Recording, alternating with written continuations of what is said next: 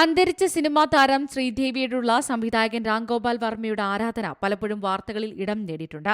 എന്നാൽ ഇപ്പോൾ ജാൻവി കപൂറിനെ കുറിച്ച് അദ്ദേഹം അടുത്തിടെ നടത്തിയ പരാമർശങ്ങളാണ് വാർത്തകളിൽ ഇടം നേടിയത്.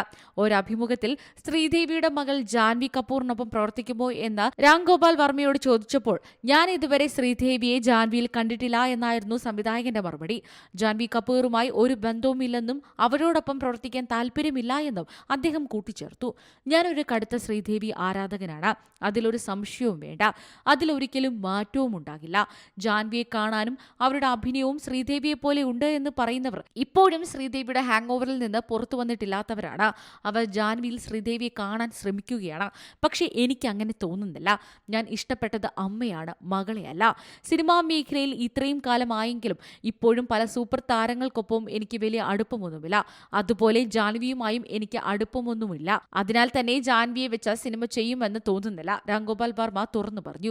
മോഡലിംഗിലും സിനിമാ രംഗത്തും സജീവമാണ് ജാൻവി കപൂർ. 2018 റിലീസ് ചെയ്ത ധഡക് എന്ന റൊമാന്റിക് ചിത്രത്തിലൂടെ സിനിമാ രംഗത്ത് അരങ്ങേറ്റം കുറിച്ചെങ്കിലും ജാൻവി കപൂറിന് ബോളിവുഡിൽ ശ്രദ്ധ നേടിക്കൊടുത്ത ചിത്രം 2024 റിലീസ് ചെയ്ത ദേവരയാണ്.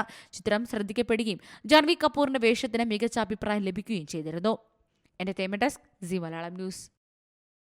ഏറ്റവും പുതിയ വാർത്തകളും വിശേഷങ്ങളും വിരൽത്തുമ്പിലറിയാൻ സീ മലയാളം ന്യൂസ് എല്ലാ ഡിജിറ്റൽ പ്ലാറ്റ്ഫോമുകളിലും ലഭ്യം.